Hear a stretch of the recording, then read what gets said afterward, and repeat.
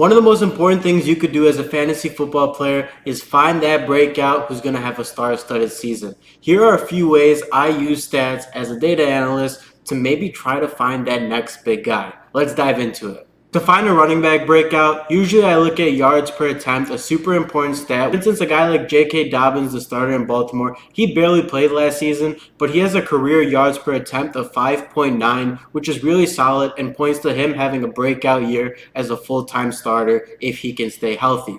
For wide receivers, advanced stats kind of actually make it easier to point out a future breakout. For instance, you could look at a guy's past year and look at his yards per attempt, or even an advanced stat that I like to use is YBC, yards before completion. And why that's important is because it can show you how a player fits into a team's system. For instance, if a player is known as a deep ball player who gets many targets, you'll see that in his YBC and yards per reception.